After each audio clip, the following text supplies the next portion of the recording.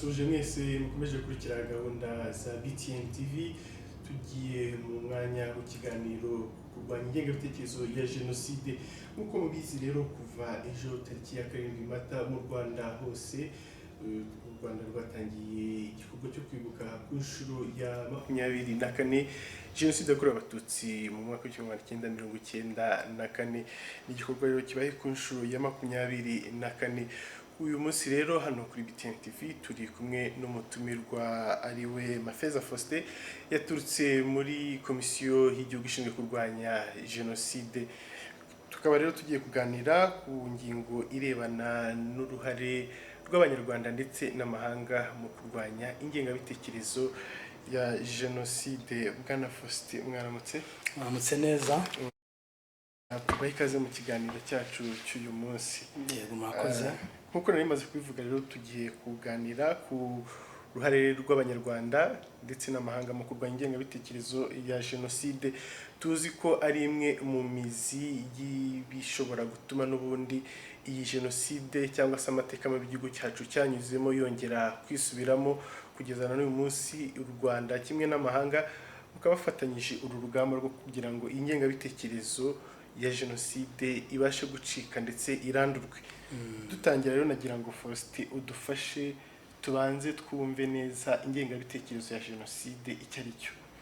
Murakoze cyane kuba mwadutumiye kugira ngo tubashe kuganira ndetse no kubwira abanyarwanda bose ingamba zihari zijyanye no kurwanya ingengabitekerezo ya jenoside. Tutaravuga wenda ingengabitekerezo ya jenoside, ni ngombwa ko dusobanukirwa na jenoside nubwo tutarabivuge cyane. Amasezerano mpuzamahanga yo gukumira no guhana icyaha cya jenoside yo kuwa 9 Ukuboza 1948 avuga ko jenoside irangwa n'umugambi wateguwe ukurikiwe n'ibikorwa bigamije kurimbura igice kimwe cy'abaturage cyangwa abaturage bose bishingiye ku mpamvu z'ubwenegihugu, ubwoko, ibara ry'uruhu cyangwa se idini. Iyo jenoside rero kugira ngo ishoboke nuko ibanzirizwa n'ingengabitekerezo. Ingengabitekerezo ihemberwa, igahembera urwango ku gice kiba kizarimburwa, ndetse iyo ngengabitekerezo igakurwa mu buryo butandukanye. Iyo ngengabitekerezo rero igenda ikura igasozwa n'umugambi uba warateguwe wo kurimbura abantu bari mu gice kimwe mu bavuzwe haruguru. Iyo ngengabitekerezo ya jenoside ntirangirana gusa n'umugambi wo kurimbura abo bantu, kuko na nyuma abayikoze ndetse n'abayishigikiye bakomeza ibikorwa byo kumvisha ko jenoside itabaye, turubuze kubireba, ndetse n'ibindi bikorwa bijyana no kuyipfobya no gusibanganya ibimenyetso byayo. Reka rero dutangiye ubusobanuro bw'ingengabitekerezo ya jenoside nk'uko igisobanuro cyayo kigaragara mu itegeko nimero 84 ryo kuwa 11 Nzeri 2013 rihana icyaha cy'ingengabitekerezo ya jenoside n'ibindi byaha bifitanye isano nayo. Iryo tegeko risobanura ko ingengabitekerezo ya jenoside ari igikorwa gikozwe ku bushake, kibereye mu ruhame, byaba mu magambo, mu nyandiko, mu mashusho cyangwa mu bundi buryo, cyatuma umuntu agaragaraho imitekerereze ishingiye ku moko, idini, ubwenegihugu cyangwa ibara ry'uruhu. Ariko cyane cyane kiba kigamijwe, nubwo haba hari ubwo bushake, ikiba kigamijwe ni ukwimakaza ikorwa rya jenoside. Ikindi nanone ufite ubwo uwagaragaweho icyo gikorwa, icyo abagamije ni ugushyigikira jenoside. Ibyo ntabwo ari byo gusa bigaragaramo ingengabitekerezo ya jenoside, ahubwo ifite n'ibindi byaha, hari n'ibindi byaha bifitanye isano nayo. Ibyo ngiye nabyo kuvugaho mu magambo make cyane.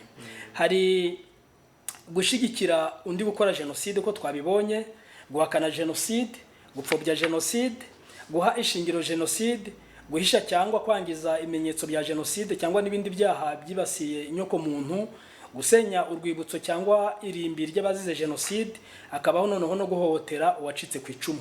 Ibi ni ibyaha nabyo bifitanye isano n'ingengabitekerezo ya jenoside.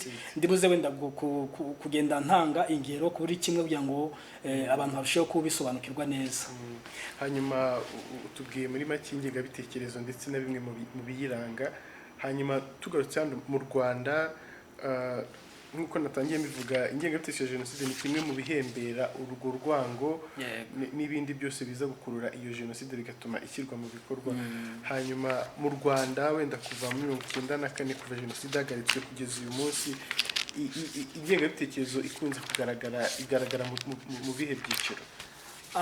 Naba ko ingengabitekerezo ya jenoside igaragara mu buryo butandukanye, tunashingiye no ku gisobanuro cy'ingengabitekerezo ya jenoside. Ni ukuvuga ikintu cya mbere abantu bashingiraho ni igikorwa gikozwe ku bushake, intention. Hari ubushake umuntu aba afite, ariko nanoneho ntibigarukire hariya. Icyo gikorwa kikaba cyakorerwa mu ruhame, tubuze kwibona haba mu magambo no mu nyandiko. Mu magambo ni hamwe uzumva mu mwanya narimo nsoma kuri WhatsApp umuntu wo mu karere ka Ngoma, umurenge wa Rurenge, wavuze ngo tariki ya 6 Mata, yavuze ngo ejo kwa 7 ngo ni umunsi mukuru w'abatutsi, ndetse ngo anabakagiye ngo gutyaza umuhoro kugira ngo azitegure. Urumva abivugiye mu kabare, ariko ibyo yavuze urumva ikigambiriwe ni iki. Ibyo ni urugero tuyambahaye. Hari n'ibindi bikorwa mu nyandiko, aho uzasanga kuri za tract abantu banditse ngo tuzica abatutsi, tuzica abakanaka. Ibindi bigakorwa mu buryo bw'amashusho, mujya mubibona. Akaba ndetse no guhakana mu buryo bweruye ko jenoside itigeze ibaho. Bamwe bavuga ko itigeze itegurwa, ko yatewe n'ihanurwa ry'indege ya Habyarimana, bakanapfobya ndetse na jenoside. Aho bamwe bavuga ko ngo nta batutsi, ngo abatutsi bapfuye bishwe ngo ntabwo barenze 200. Ibyo byose ni ingero zifatika zitwereka uburyo ingengabitekerezo ya jenoside igenda yigaragaza cyangwa uburyo igaragaramo. Mu Rwanda rero naho twavuga ko nubwo hari imbaraga nyinshi zashizweho mu bijyanye no kurwanya ingengabitekerezo ya jenoside, ntabwo twavuga ko yarandutse burundu. Hari nk'ubushakashatsi bwakozwe butandukanye, wenda duhereye ku bwakozwe na Komisiyo y'Igihugu yo kurwanya jenoside, buhereye muri 1995 kugeza 2014. Ubu ibyavuye mu bushakashatsi byagaragaje ko ingengabitekerezo ya jenoside yagiye igabanuka ku kigero cya 83.9. Urabona ko ibyo bintu ari ibintu byo kwishimirwa cyane, ariko hari icyatumye iyo ngengabitekerezo ya jenoside igabanuka. Akabaho n'ubundi bushakashatsi bwakozwe na Komisiyo y'Ubumwe n'Ubwiyunge, nabwo bwagaragaje ko 83 by'abantu babajijwe mu bushakashatsi ni abantu bagaragaje ko basabye imbabazi ndetse bakemera n'uruhare rwabo muri jenoside. Akabaho nanone ikindi kintu kiduha icyizere, kigenda kitwereka uburyo iyo ngengabitekerezo igenda igabanuka, nubwo hakiri ibisigisigi wenda turibuze kuvuga n'izindi ngamba zihari kugira ngo tubibashe nabyo kurandurwa burundu. Rero ntawashidikanya ko ingamba zihari, kandi biduha icyizere ko cyo kuzagira u Rwanda rurimo abanyarwanda batarangwamo n'ingengabitekerezo, nubwo tutavuga ko 100% bose bazaba mu mitima yabo bakeye. Hanyuma ngarutse kuri ibyo ngibyo wavuze by'ingamba nyinshi zitandukanye zafashwe kugira ngo iki cyaha cy'ingengabitekerezo ya jenoside kibashe gukumirwa, wadufasha kumva cyangwa se kumenya zimwe mu ngamba zaba zarabashije gukoreshwa kugira ngo nibura n'icyo kigero cya 83% kibashe kugerwaho? Ni izihe ngamba n'ubuhe buryo mwakoresheje ndetse wenda bugihari ubu ngubu? Ibi turabivuga ni ingamba leta yashizeho cyangwa zakoreshejwe nk'uko bivuze. Cyane cyane turashimira leta yacu kuko ni leta y'ubumwe bw'abanyarwanda bose, abanyarwanda bose yibonamo. Icyo ni ikintu cya mbere cyahaye imbaraga kugira ngo niyo ngengabitekerezo ya jenoside ibashe kugenda igabanuka. Twavuga nk'ubutabera bwunga, kagacaca, gushyiraho amategeko abereye abanyarwanda, iterambere rigera kuri bose nta n'umwe uhejwe, n'umutekano usesuye, gahunda ndi umunyarwanda, aho abanyarwanda batakibona mu moko, batakibona mu turere bakomokamo, ahubwo bakibona nk'abanyarwanda. ibyo ni bimwe byagiye bishingirwaho cyane cyane kugira ngo iyo ngengabitekerezo ya jenoside ibashe kugabanuka ndetse no kuba yagabanuka mu buryo bufatika umuntu wese yabona. Twavuga ko ibi ariko nanone cyane cyane tubikesha ubuyobozi bwiza dufite burangajwe imbere n'umukuru na perezida wacu Paul Kagame, akenshi uhora ushakira abanyarwanda icyabateza imbere hatagize n'umwe usigaye inyuma. Hanyuma ubu ngubu twavuga ko abanyarwanda bageze ku kihe kigero? Ese hari abakuru, hari n'abatoya, hari abo jenoside yasanze bariho, hari n'abavutse nyuma ya jenoside? Kuri ubu ngubu umuntu arareba agasanga ingengabitekerezo ya jenoside n'abatoya n'abavutse nyuma ya jenoside barayifite. Yego. Ni ibintu umuntu yavuga ko nabyo bifite ingaruka ku Rwanda rw'ejo, aho tugana, aho twerekeza. Ni izihe ngamba zihari zo kugira ngo abo bana baza bakavuka bagasanga ibyo bintu bikiri mu babyeyi cyangwa se muri bakuru babo cyangwa se mu barezi babigisha ahantu hatandukanye bagenda banyura, bibashe nabyo kuba byarandurwa abo bana, ubwo buziranenge bavukana, kuba baragize ayo mahirwe yo kuvuka mu ngoma nziza cyangwa se mu gihe cy'ubuyobozi bwiza bushishikariza abanyarwanda bose kubaho neza, bushishikariza abanyarwanda bose gukorera no gukunda igihugu. N'izihe ngamba zihari kugira ngo abo bana izo ngaruka zitazanabageraho no gutegura u Rwanda rw'ejo? Urakoze cyane. Nk'uko wari ubikomojeho, nava ko abenshi mu rubyiruko rw'ubu dufite uyu munsi, abenshi bavutse nyuma y'94, ntibazi cyangwa ntibanasobanukiwe nuko jenoside yateguwe ngo inashirwe mu bikorwa. Ariko nk'uko wari ubivuze, ingaruka za jenoside bose zibageraho. Hari ababuze imiryango yabo, inshuti n'abavandimwe, ndetse hari urubyiruko rufite ababyeyi n'abavandimwe babo bakoze jenoside, ubu bakaba bayifungiwe cyangwa bararangije ndetse n'ibihano. Hari n'urubyiruko ruri mu mahanga kubera ko ababyeyi babo bahunganye n'urwo rubyiruko. Abo bose bagerwaho n'ingaruka za jenoside. Hari n'urubyiruko rwumva amateka ya jenoside yakorewe abatutsi avugwa ariko ntibasobanukirwe. Rero hari ingamba zashyizweho zifasha urubyiruko cyane cyane mu kurwanya, mu kubavanamo ikintu cyose cyabatera kugaragaraho ingengabitekerezo ya jenoside. Icya mbere hari ukwigisha urubyiruko amateka ya jenoside. Iki kintu kirakorwa haba mu buryo nakwita buri informel cyangwa mu buryo buri formel. Kwigisha amateka ya jenoside akigishwa urubyiruko ni ibintu bikorwa. Hari inyigisho zifitanye isano na jenoside zigishwa mu mashuri muri za segonderi, aho bagaragaza jenoside icyo ari cyo, uko itegurwa igashyirwa mu bikorwa, uko itandukana n'ibyaha by'intambara. Ibyo byose mu mashuri barabyiga. Ikiba kigamije kugira ngo urwo rubyiruko rugire ubumenyi kuri jenoside ndetse n'ingengabitekerezo ya jenoside. Saho gusa, hari na za club ziba zarashyizweho mu mashuri zo kurwanya ingengabitekerezo ya jenoside, ndetse n'izindi club zihuriyemo urubyiruko zibafasha mu gikorwa cy'ubumwe n'ubwiyunge. Si ibyo gusa, hari nk'uko mubizi abanyeshuri barangije wa gatandatu wisumbuye bajyana no mu itorero. Burya inyigisho bahabwa hariya haba harimo n'inyigisho zirimo cyangwa zerekeranye n'amateka y'u Rwanda, cyane cyane amateka y'u Rwanda, ariko hibanzwe ku mateka ya jenoside yakorewe abatutsi. Ibyo rero ni ibintu byose bibafasha, kandi ugasanga n'urubyiruko rw'iki gihe nko mu bikorwa bijyanye no kwibuka ugasanga baritabira cyane. Niba ejo waranarebye muri Walk to Remember wasangaga ari urubyiruko bafite inyota yo gusobanukirwa n'amateka y'u Rwanda, bafite inyota yo kugira ngo bamenye ukuri kw'ibyabaye. Izo rero ni ikintu gifasha urubyiruko kugira ngo babashe gusobanukirwa ukuri, ndetse babashe no kuba barwanya uwashaka kubabibamo urwango n'amacakubiri. Hanyuma iyo urebye muri izo club watubwiye ziri mu bigo bitandukanye mu mashuri, mubona umusaruro ziri gutanga ari ubuhe mu rubyiruko no gutegura ejo hazaza? Umusaruro urahari ufatika, wenda dushingiye ku byo komisiyo y'igihugu kurwanya jenoside ikora mu kwigisha mu bigo bitandukanye by'amashuri yisumbuye. Usanga abanyeshuri basobanukirwa na jenoside icyo ari cyo. Abenshi ntibazi gutandukanya jenoside n'intambara. Ariko nyuma yo kugezwaho ibyo biganiro cyangwa izo nyigisho, usanga noneho amenya neza ko jenoside itandukanye n'intambara, kandi agasobanukirwa ko jenoside atari ikintu gihubukiraho, ari umugambi uba warateguye igihe kirekire ushyirwa mu bikorwa kugira ngo jenoside noneho igere ku ndunduro yayo.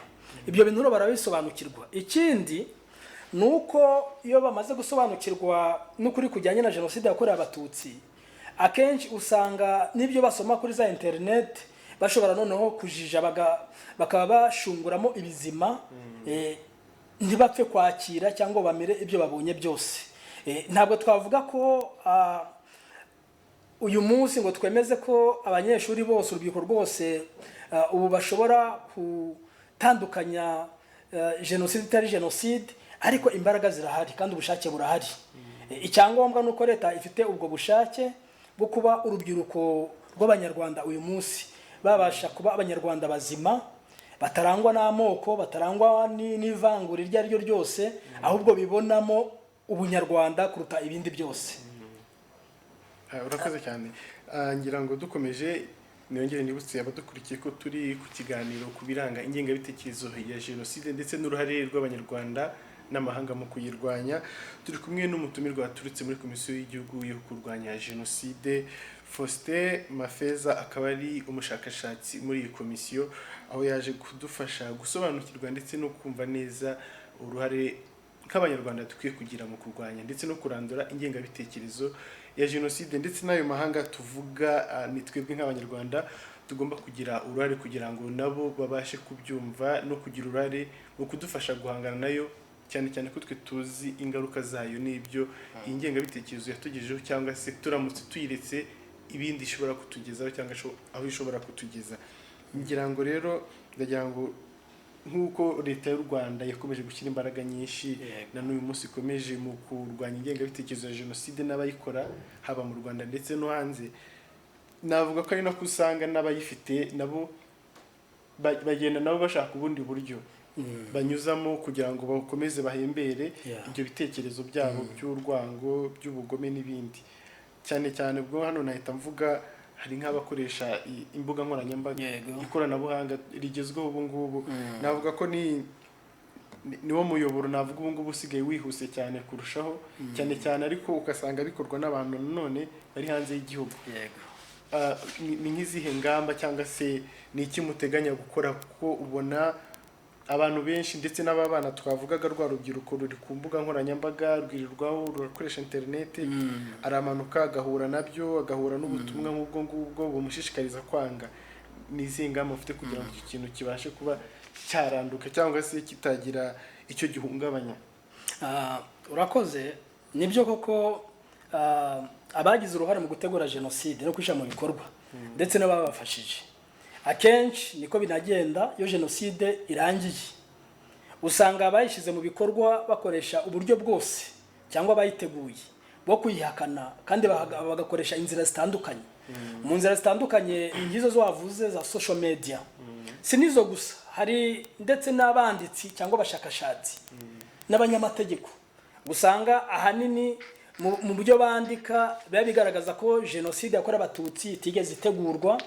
Uzanabisoma mu bitabo bitandukanye, bimwe nk'abashakashatsi nko twakwita Philippe Regens mu Bubiligi, abandi ba Bernard Lugan mu Faransa. Abo bo twakwita ni nararibonye, ni abahanga ariko badafite ubuhanga buri positif, kuko cyo bagamije abarkugira ngo bajijishe abanyarwanda n'isi yose, berekana ko jenoside yakorewe abatutsi itigeze itegurwa. Ndetse hari n'abandi nk'uko babivuze bagenda bashyira ku mbuga nkoranyambaga za Facebook, za Twitter, za WhatsApp n'indi byose, bagaragaza ko jenoside yakorewe abatutsi itigeze itegurwa. Ibyo rero kugira ngo turwanye bene abo ngabo, nuko ibyo banditse bisimbuzwa cyangwa bihinyurwa n'ukuri kwanditswe n'abanyarwanda basobanukiwe n'ukuri, ndetse n'inshuti z'abanyarwanda murabizi ko zihari zigenda zigaragaza ukuri kujyanye na jenoside yakorewe abatutsi. Ibyo rero nabyo birakorwa, hari ibitabo bitandukanye, ndetse hari n'inshuti z'u Rwanda harimo abanyamahanga batandukanye bagenda basohora ibitabo bigaragaza ukuri kujyanye no kuri jenoside yakorewe abatutsi. Ibyo rero iyo bihari bigashirwa mu bitabo, biza binyomoza ibyanditswe n'abandi bahakana, ndetse n'ibishyirwa ku mbuga nkoranyambaga bigenda bisimbuza ibinyoma biba byashyizweho. Ibyo nibyo bifasha urubyiruko kugira ngo basobanukirwe n'ukuri. Ariko aha ngaha nkaba naboneraho gusaba abanyarwanda ndetse n'urubyiruko cyane cyane rwize kugira ngo uko basoma ibintu kuri za Facebook bajye banashyiraho banagaragaza n'amateka yacu nyakuri ajyanye na jenoside yakorewe abatutsi, bityo kugira ngo bidufashe guhangana na babandi bapostingaho ibitari byiza by'ibinyoma bigamije gupfobya no guhakana jenoside yakorewe abatutsi. Hari ikindi kintu navuga cyane kijyanye wenda no kugaragaza ukuri gufasha mu kurwanya ingengabitekerezo ya jenoside, nuko ubu mu Rwanda mu turere twose mu bigo byose bakanguriwe cyangwa basabwe mu gukora ubushakashatsi bugamije kwandika amateka ya jenoside yakorewe abatutsi kugira ngo ukuri gushyirwa ahagaragara. Abarimu ba kaminuza ibyo barabikora, ndetse nko mu minsi iri imbere hari icyo twita za cafe literaire, aho za kaminuza zizategura igikorwa kigamije kugira ngo ubumenyi kuri jenoside yakorewe abatutsi bushyirwe ahagaragara. Icyo rero navuga ko bene ibyo biganiro bizaba byitabiriwe cyane cyane n'urubyiruko rw'abanyarwanda, ni birufasha gusobanukirwa n'ukuri kuri jenoside yakorewe abatutsi. Twumva rero ko ari ingamba zitandukanye kandi ingamba zizakomeza kugenda zishakishwa, kuko n'abahakana jenoside iyo babuze hamwe bashakisha ahandi. Ubwo buryo rero natwe tugomba kubwiga kugira ngo turwanye abo bashaka kugoreka ukuri kujyanye n'amateka yacu. Nibyo urakoze cyane. Ngira ngo nk'uko nyine twari tumaze kubivuga, ikoranabuhanga uko rigenda rizamuka, uko guverinoma y'u Rwanda irushaho nanone guhangana n'aba ngaba bakora ibi ngibi, niko nabo ngabo barushaho gukoresha iryo koranabuhanga mu nzira zitandukanye. Ngira ngo wenda urubyiruko twarushishikariza kurushaho umugani gukurikirana no kumenya, bagacukumbura bakamenya ukuri ku byabaye mu Rwanda. Umuntu yanavuga ko kenshi twagiye dusanga urubyiruko mu Rwanda cyangwa se mu Rwanda umuco wo gusoma cyangwa se abantu kwikorera ubushakashatsi bwabo twagiye dusanga uri hasi cyane, aho abantu bategereza ko abantu baza kubagezaho ibintu uko bimeze, ariko burya nabo bagiye babasha gucukumbura bakamenya uko ibintu bimeze, bakamenya ukuri uko kumeze, nabo bibafasha guhagararaho neza bemye bazi n'ibyo bari gusobanura ibyo ari byo, bakabona rero nuko babasha guhinyuza ibyo ngibyo babira kuri izo mbuga nkoranyambaga mu buryo bukwiriye. Ariko ngira ngo ntago ari izi mbuga nkoranyambaga gusa zikoreshwa, no mu gihe cya jenoside yabashije kugerwaho, kandi izi mbuga nkoranyambaga ntago zari zihari, zari zitarabasha kuza, iterambere ryari ritarazamuka. Ariko nanone mu miyoboro navuga yakoreshejwe harimo itangazamakuru, amaradiyo n'ibindi itangazamakuru bitandukanye byakoreshejwe mu kubiba urwo rwango. Uyu munsi itangazamakuru mubona rimeze gute? Ese riri mu murongo mwiza mwifuza? Ese nta ryaba rigihari rikora ibyo ngibyo? Niba rihari, hari ingamba ki? Urakoze cyane. Nk'uko wari ubivuze, itangazamakuru ni nk'intwaro yifashishijwe mu gutegura jenoside.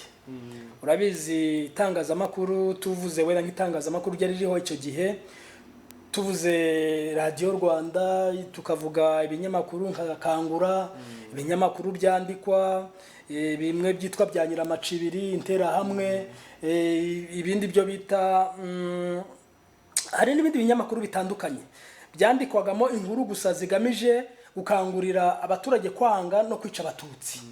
Ibyo binyamakuru byari bihari, kandi urebye ahanini burya abanyarwanda ibivuzwe na radiyo cyangwa itangazamakuru babiha agaciro cyane. Ibyo rero nibyo byifashishijwe. Navuga ko uyu munsi dufite amahirwe nk'abanyarwanda kuba dufite itangazamakuru ryiza kandi ryumva gahunda za leta zijyanye n'ubumwe bw'abanyarwanda.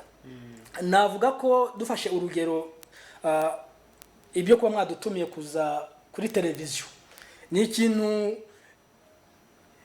gifite imbaraga cyane, kuba twatambutsa message igamije kubwira abanyarwanda uburyo bwo kwifata mu bihe nk'ibi ngibi, message zigamije kuba twabwira abanyarwanda uburyo bwo kurwanya ingengabitekerezo jenoside.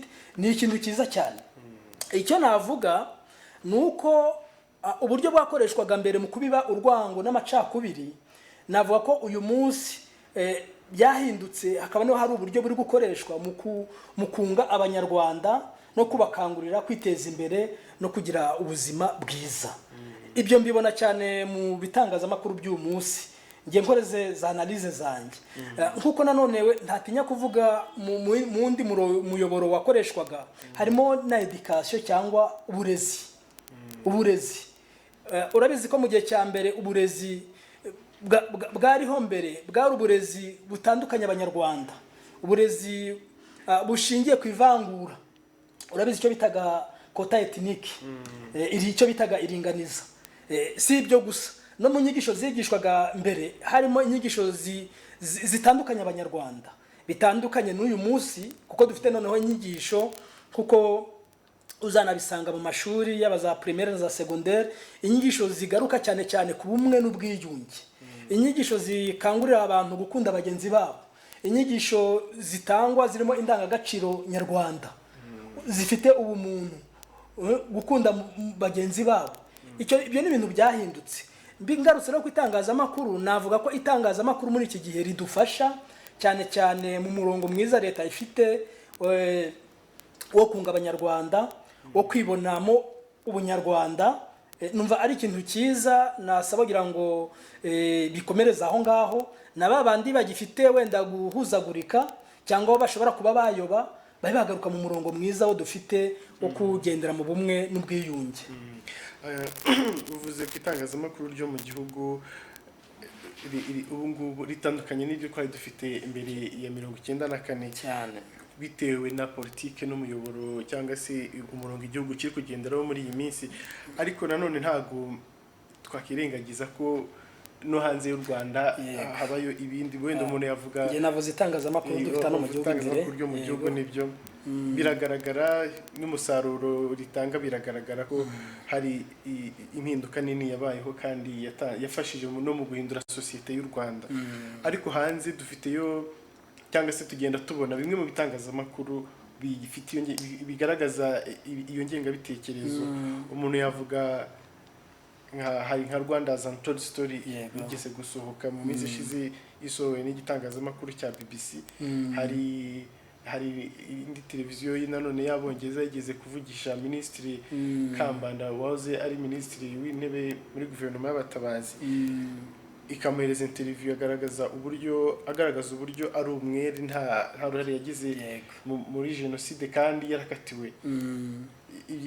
Ibyo byose ni ibintu bigaragaza cyangwa se bishobora kugira ingaruka nanone ku banyarwanda, bikagira nabo bihindura kandi bari baramaze gufata icyerekezo kizima. Ingamba zari zo kugira ngo ibyo ngibyo nabyo tubashe guhangana nabyo. Nge ntekereza ko ingamba ya mbere ari uruhare rwanyu nk'abanyamakuru. Uruhare rwanyu nk'abanyamakuru, niba radio runaka cyangwa televiziyo runaka isohoye inkuru itariyo, tekereza ko abanyarwanda bamaze gusobanukirwa n'ukuri. Urabona ko tumaze kugira n'ibitangazamakuru byinshi, navuga za televiziyo nyinshi zitandukanye na za radio nyinshi zitandukanye. Tekereza hamwe n'ubufatanye buhari, abanyamakuru mwe mwakagombye gufata ingamba ya mbere.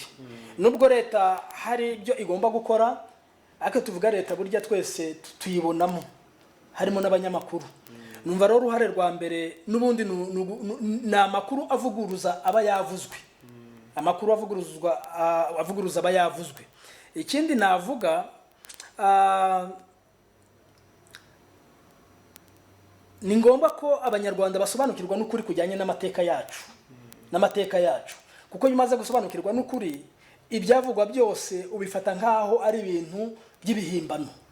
Ni ngombwa rero ko ukuri abanyarwanda basobanukirwa n'uku kuri, kandi turabona ko dufashe nk'urugero nk'ibiganiro bitangwa muri iyi minsi yo kwibuka, ibiganiro bitangwa urasanga ari ibiganiro bitwereka uko jenoside yateguye igashyirwa mu bikorwa, umwihariko wa jenoside yakorewe abatutsi, naho itandukanira n'ibindi byaha by'intambara, ibyaha byibasiye inyoko muntu. Ibyo rero byose birigishwa mu midugudu, ahantu hose birigishwa. kandi abantu bakagira n'umwanya uhagije wo gusobanuza no kubaza ibyo badasobanukiwe neza. Rero uko kuri mvuga iyo umaze kugusobanukirwa ubasha noneho kuba wananyomoza n'ibindi byose wakumva ndetse tunabihe n'agaciro. Hanyuma niki wavuga ku kuba ibyo bitangazamakuru byo hanze byandika inkuru nk'izo ngizo z'ingengabitekerezo ariko izo mu gihugu ibitangazamakuru byo mu gihugu byakira ibizima, ubwo umunyarwanda ubihuza byombi yagakwiye kubifata gute? Biriya binyamakuru byo hanze ubundi abatambutsamo izo nkuru ni babandi ahanini bakorana n'abateguye jenoside bakayishyira mu bikorwa. Ahanini uzasanga aribo akenshi. Ikindi uzasanga ari babandi nanone bakingiye ikibaba abateguye jenoside bakayishyira mu bikorwa. Harabaye ababafashije n'abakingiye ikibaba. Ngiye mbona rero imyumvire ubu dufite y'abanyamakuru b'abanyarwanda, numva hari hakwiriye kugira igikorwa. Hakwiriye kugira igikorwa kandi cyaranatangiye kuko ubu turabibona. Numva wenda aho tugifite intege nkeya ni muri kwandika nk'uko wabigarutseho. Mu kwandika usibye ko ubu ngubu abanyarwanda batangiye gutinyuka bakandika, ariko ntekereza ko dufatanyije twese tugafatanya hamwe, ari abanyamakuru, ari abashakashatsi, ari abarimu baza kaminuza, ari abanyeshuri bandika ibitabo bya za memoire za teze. Ibi ni ibintu numva tugomba gushyiramo imbaraga, nubwo hari ibyatangiye ariko noneho tukarushaho gushyira hamwe izo mbaraga tugasenya ibiza bisenya ubumwe bwacu. Nicyo navuga. Ikindi wenda navuga nuko dufite n'amahirwe kubera ubuyobozi bwiza dufite, aho usanga noneho n'amahanga muri iki gihe, amahanga ndavuga ibihugu by'inshuti bitandukanye bagenda badufasha cyane cyane mu gushyiraho gahunda zigisha amateka jenoside yakorewe abatutsi muri za kaminuza n'amashuri yabo. Ibyo nabyo ni ibindi bidufasha kiyo urebye nka komisiyo y'igihugu kurwa jenoside, abanyeshuri baturutse muri za kaminuza zitandukanye yakira, nta kindi babasha kugira ngo bamenye, babasha gusobanukirwa n'ukuri kujyanye n'amateka jenoside yakorewe abatutsi. Ntabwo rero ubumenyi bahabwa bugarukiye busigara hariya, kuko iyo basubiye iwabo abenshi usanga banatangiye kwandika, kandi iyo banditse bandikira noneho n'abandi batigeze bagira amahirwe, bisomwa n'abandi batigeze bagira amahirwe kugera mu Rwanda. Ibyo rero nabyo biradufasha, biza binanyomoza ahanini na za nkuru abanyamakuru bashira ku mbuga nkoranyambaga cyangwa bakanyuza mu bitangazamakuru. Icyo ni ikintu gikomeye. Ikindi navuga kidufasha uyu munsi twakwishimira nuko murabizi hari resolution cyangwa umwanzuro umuryango w'abibumbye wasohotse ugaragaza ko abantu badakomeza abantu bagomba kwifatanya, sibyo, mu kurwanya ingengabitekerezo ya jenoside.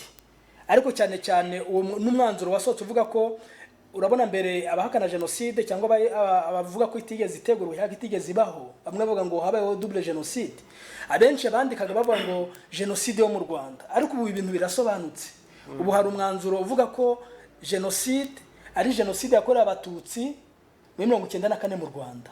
Ibyo nabyo ni ikintu cyiza twakwishimira nk'abanyarwanda, kuko kivanaho rwarujijo w'abantu bashaka kwitiranya ibintu cyangwa kugira ngo bakomeze bayobye uburari.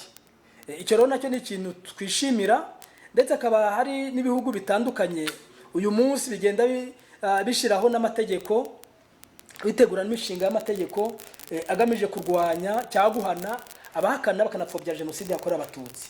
Ibyo rero ni ibintu byose bizadufasha no kuzakurikirana bene bari abanyamakuru, kuko niba mu gihugu cye hari iryo tegeko, urumva byanga bikunze azahanwa, kuko hari itegeko mu gihugu cye rihana uwagaragayeho wese no guhakana cyangwa gupfobya jenoside yakorewe abatutsi. Izo rero ni ingamba leta yashizeho kandi ziduha icyizere ko nubwo hari abagifite uwo mugambi wo komeza guhakana no gupfobya, ariko ko imbaraga zirahari n'ubwo bushake burahari. ngira ngo tukiri no kuri ibyo bitangazamakuru by'amahanga bigenda bigaragaraho ingengabitekerezo ya jenoside, umuntu yahita kwenda anavuga kuri tugarutse kuri ya ngingo yacu turi kuganiraho y'uruhare rw'abanyarwanda ndetse n'amahanga mu kurwanya ingengabitekerezo. U Rwanda ni igihugu ariko ni igihugu kiri mu isi. Turi mu isi irimo ibihugu byinshi, turi ku mugabane wa Afurika, duhuriyemo n'ibihugu, turi no mu muryango w'abibumbye, duhuriyemo nanone n'ibindi bihugu. Hari n'amasezerano mpuzamahanga agenda ashyirwaho umukono mu kurwanya jenoside n'ibindi byaha bitandukanye. Hanyuma navuga ububanyi n'amahanga bw'u Rwanda n'ibyo bihugu mu kurwanya ingengabitekerezo kuri ubu ngubu byifashe gute? Nava ko bimeze neza. Dufate nk'urugero nka tariki 7 mu muryango w'abibumbye bemeje ko ari itariki ibihugu byose byasinye amasezerano, ari amasezerano agamije kuhana no gukumira rwanda cy'ingengabitekerezo cya jenoside. Ibihugu byose bigomba kuzirikana iriya tariki nk'itariki twibukiraho jenoside yakorewe abatutsi mu Rwanda. Cyo ni cyambere.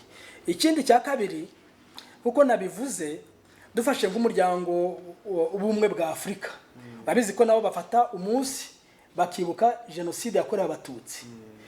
Dufashe nk'umuryango wa EAC, umuryango w'ibihugu bigize East Africa Community, Afrika Burasirazuba. Izo gahunda nazo zirahari.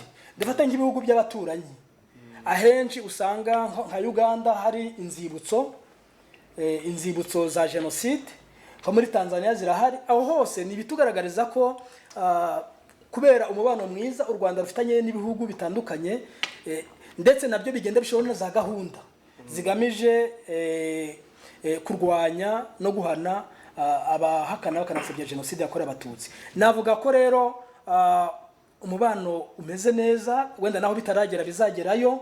Ibyo bikaba biduha icyizere ko kurwanya ingengabitekerezo ya jenoside bizashirwa mu bitabo mpanabyaha by'ibihugu bitandukanye, kugira ngo abagaragawe cyangwa ababikoze babashe guhanwa cyangwa no kuba bakurikiranwa.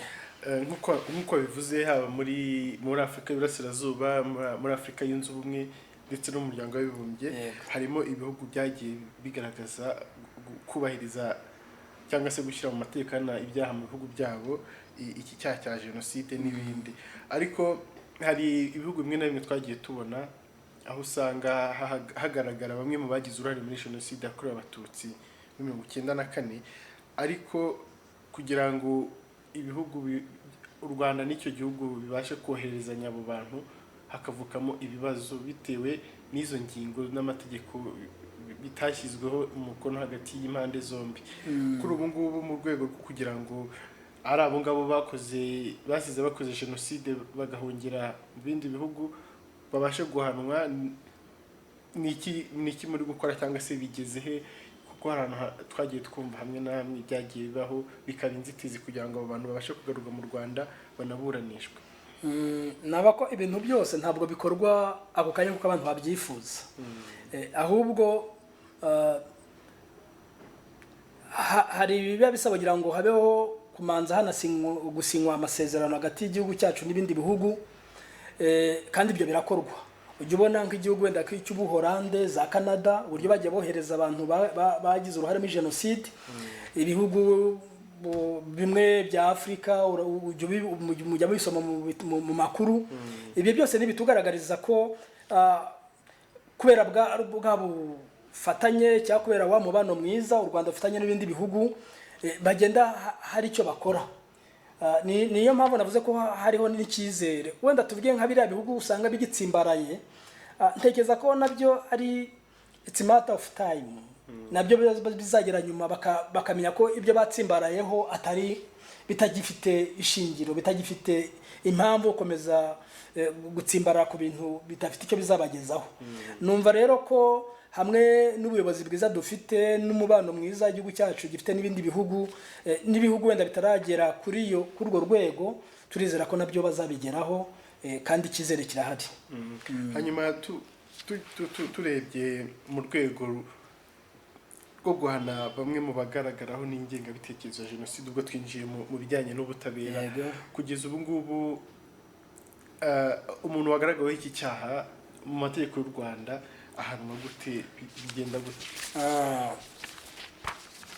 Wagaragaweho n'iki cyaha, dusubiye no kuri rya tegeko twasomye, ingingo ya 11 tuvuye ku ngingo ya 11 isobanura donc ibindi byaha bifitanye isano n'ingengabitekerezo ya jenoside harimo guhotera abacitse ku icumu na byaha navuze, gusenya urwibutso, guhisha cyangwa kwangiza ibimenyetso bya jenoside, kwiba cyangwa kwangiza imibiri y'abazize jenoside, gupfobya jenoside, guhakana. Avuga ko umuntu wese ukora kimwe mu bikorwa bivugwa mu ngingo ya 3 ya twavuze, ibi byaha byose twavuze, ibyaha bifitanye isano na ideologie de jenoside, ahanishwa ibihano biteganyijwe mu ngingo ya 135 y'itegeko ngenga rishiraho igitabo cy'amategeko ahana. Ahanishwa igifungo kirenze imyaka 5 kugeza ku 9 n'ihazabu y'amafaranga y'u Rwanda kuva ku 100,000 kugeza kuri 1,000,000 y'amafaranga y'u Rwanda. Icyo nicyo gihano giteganyijwe. Niyo mpamvu twadukangura abanyarwanda kwirinda no kugaragaraho niyo ngengabitekerezo jenoside, kuko nta wakwishimira ko umuntu afungwa ajya mu buroko. Nta nubwo guhana ari byo biza mbere, nkuko navuze habaho cyo bita gukumira rero ni ukukwigisha abaturage mu biganiro bitangwa hirya no hino, ariko iyo bigezeho umuntu atatira ni ngombwa ko agomba guhanwa, kuko no guhanwa nabwo ibihano nabyo ni uburyo butuma noneho abantu bareka gukomeza gukora icyaha. Hanyuma mu minsi ishize byagiye bigaragara ko hari abagaragazaga ko iki gihano gishobora kuba kidahagije cyangwa se gishobora kuba ari gitoya umuntu akurikije n'uburemere ingengabitekerezo jenoside igira. Hari n'abagize batanga ibitekerezo ko gishobora kuba cyakongerwa kikazamurwa cyangwa imyaka ikazamurwa cyangwa se n'ihazabu mu buryo butandukanye. Icyo kintu mukivugaho iki nka senenje? Nge nta makuru mbifiteho ahagije, kuko hari abashiraho amategeko. Ntekereza ko iteko rishizweho haba hari uburyo bamanije kureba muri societe uko byifashe. Ntekereza rero abavuga ngo ni gitoya cyane kinini, abo ntabwo nzi icyo bashingiraho. Kandi burya ntekereza ko guhana atari ikintu umuntu yakwishimira cyane. Ugize amahirwe abantu bakabasha kuba abantu bazima binyuze mu nyigisho zo kubakangura kubana n'abandi neza, zibigisha kutitandukana no kutavuga amagambo mabi. Icyo nakwita preventive measures, ibyo nibyo byaba byiza cyane. Ariko ibyo kuvuga ngo igihano ngo ni gitoya, ntekereza ko nta n'ubushakashatsi bwakozwe ngo bituye kuri lamentation cyangwa ibyumviro by'abaturage bavuga ngo kira gihano ni gitoya. Ntekereza ko nta bushakashatsi bwakozwe bugaragaza ko igihano ari gito cyangwa ari kinini.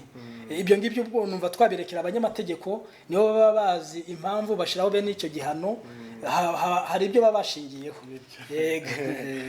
Hanyuma dukomeje tunagana ku musozo w'ikiganiro cyacu cy'uyu munsi, ndagira ngo nk'uko wagiye ubitugaragariza hari ibyakozwe mu rwego rwo guhangana ndetse no guhashya ingengabitekerezo ya jenoside, hari n'ibimaze kugerwaho. Unatugaragarije n'imibare aho igeze, bigaragara ko ari ibintu bishimishije.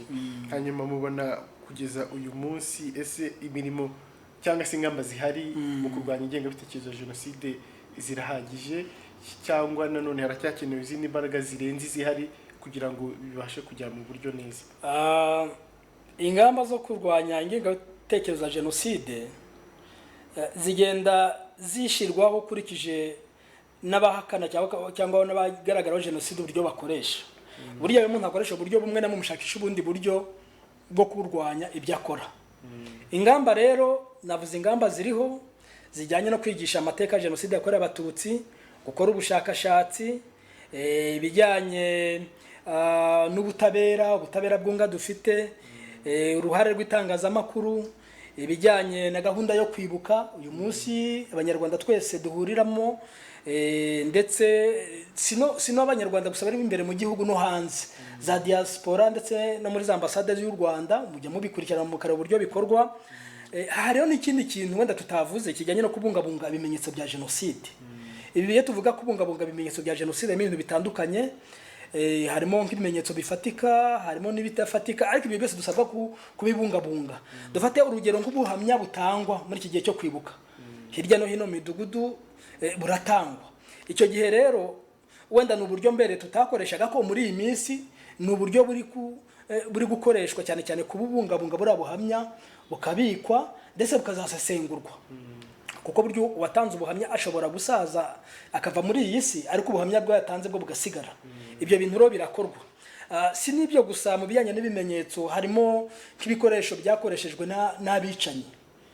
Sinzi nawe warigeze ugera ku rwibutso rwa Nyamabuye ngo urebe zira isekuro, urebe intwaro bakoreshaga ndetse n'ara ku Gisozi, ujye ubibona. Biriya byose ni ibimenyetso tubungabunga. Ndetse hari n'imyambaro abishwe icyo gihe bari bambaye, ibikoresho wenda bari bafite nk'aho bari bahungiye haza Nyamata n'ahandi hose, ujye ubibona. Biriya byose turabibungabunga. Ndetse n'imibiri kugira ngo ibungwabungwe neza. Zira inyandiko za Gacaca zikubiyemo amakuru yose yerekeranye na jenoside arabungabungwa neza. Ubwo ni uburyo budufasha kubungabunga ariya makuru kugira ngo n'abana bazavuka batariho uyu munsi na generation zizaza twe tutakiriho bazabashe gusobanukirwa n'ukuri kujyanye na jenoside yakorewe Abatutsi, bityo bibafashe kuba barwanya uwashaka wese kongera kugarura amacakubiri n'ivangura cyangwa kubiba ingengabitekerezo mu Banyarwanda. Icyo navuga ko uburyo bwo guhangana n'ingengabitekerezo ya jenoside butari exhaustive, twava ko bwuzuye. Kuko uko abapfobye bagahakana jenoside bagize uko bakora babigenza bakoresha amayere runaka, niko noneho na leta nayo twese dufatanyije namwe mwese murimo tugomba gushakisha uburyo bwo kontrekara cyangwa bwo kuburizamo uburyo bwakoreshejwe kugira ngo babibe ingengabitekerezo ya jenoside. Navuga ko rero uburyo burahari, ariko tutavuga ko buhagije. Abantu bazakomeza kugenda biga n'izindi ngamba zatuma noneho kurwanya abahakana jenoside, abahakana cyangwa bakigaragaraho ingengabitekerezo ya jenoside byaranduka ku kigero gishimishije, aho tuzumva ko noneho Abanyarwanda dufite umutekano ntabakitubibamo urwango n'amacakubiri. Urakoze cyane. Ngira ngo reka tugane ku musozo w'ikiganiro cyacu, aho twari turi kuganira ku ngengabitekerezo ya jenoside ndetse n'uruhare rwacu nk'Abanyarwanda ndetse n'amahanga mu kuyirwanya no kuyirandura burundu. Ngira ngo rero tugana ku musozo, Bwana Faustin, wagira nk'ubutumwa uhereza abadukurikiye muri aka kanya mu kugira ngo iyi ngengabitekerezo dukomeze kurushaho gufatanya mu kurwana nayo, tunarwanya icyaba kiyitera cyose? Murakoze. Mbere na mbere turagira ngo tubashimire kuba mwatumiye CNLG kugira ngo igire kivuga ku ngamba zo kurwanya ingengabitekerezo ya jenoside.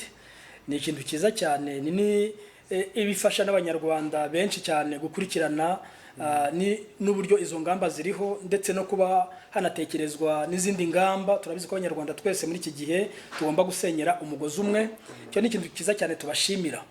Ubutumwa natanga nuko nakomeza gukangurira Abanyarwanda bose muri iki gihe twibuka ku nshuro 24 jenoside yakorewe Abatutsi. Nagira ngo nkangurire Abanyarwanda bose kwitabira ibikorwa byateganyijwe. Hari ibiganiro byateganyijwe no muri iki cyumweru cy'icyunamo turimo. Hari nka gahunda zo gusura inzibutso. Dukangurira Abanyarwanda kugira ngo ibyo nabyo bumve ko bibareba, kuko niyo ugeze ku rwibutso nusobanukirwa neza none n'amateka. Hari nko gusura inzu y'umurage itugaragariza amateka ajyanye no guhagarika jenoside iri muri Parlement. Biriya byose ni ibintu dukangurira Abanyarwanda kugira ngo bajye banasura ziriya nzibutso. Ikindi wenda ubundi butumwa natanga nuko Abanyarwanda bagira uruhare rwo kwandika ibyo bazi kuri jenoside, yaba afite iyo mpano wenda yo kwandika utayifite yakwegera n'abazi kwandika akababwira ibyazi kuri jenoside yakorewe Abatutsi mu gace ko yaraherereyemo. Ibyo nabyo bizafasha nubwo hari gahunda ihari yagutse yo kugira ngo amateka yandikwe mu turere twose, ariko n'abantu ku giti cyabo nabo barakangurirwa kugira ngo bajye bandika mu mateka, bayandike ashirwa hagaragara. Batabishoboye baze muri CNLG, hari na guideline zihari zibereka uburyo bagomba kwandika amateka yabo. Ikindi navuga wenda nasaba n'urubyiruko ni ugukomeza gushishikarizwa no kwitabira izi gahunda. Kuko hari nk'aho usanga urubyiruko ntabwo ari bose, ariko hari bamwe usanga basa ngo bibereye mu bindi. Ikindi ni ugushishoza icyo babonye ku mbuga nkoranyambaga, ntibapfe kucyakira. Kuko nk'uko wabivuze hari benshi bakoresha social media gushaka kugoreka ukuri. Rero nakangura ko n'urubyiruko bagomba kujya bashishoza ku byo basoma, ku byo bandika, no ku byo bagenda bakwirakwizanya cyangwa bahanahana hirya no hino. Tukaba twavuga ko mu by'ukuri hamwe n'izi ngamba zihari, hamwe n'ubufatanye n'ibitangazamakuru, ari icyizere ko ibyo twifuza nk'abanyarwanda, ubumwe bw'itwifuza nk'abanyarwanda buzagerwaho mu gihe twese tubishizemo imbaraga, mu gihe twese dufatanyije. Murakoze. Urakoze cyane. Ngira ngo nshuti mwese mukurikiranye BTN muri aka kanya, turi ku kiganiro ku biranga ingengabitekerezo ya jenoside ndetse n'uruhare rw'abanyarwanda ndetse n'amahanga mu kurandura ingengabitekerezo. Ngira ngo twese tuzi ingengabitekerezo ya jenoside icyo ari cyo. Tunatangira ikiganiro twabigarutseho tugaragaza ndetse n'ibyo cyangwa se iby'ibiba icyo bitanga cyangwa se umusaruro uturuka muri ingengabitekerezo ariyo jenoside. N'ubundi umuntu yavuga ko twese tuzi ububi bwayo ndetse n'ingaruka igira, yaba kuba ukubikorewe ndetse na sosiyete yose muri rusange.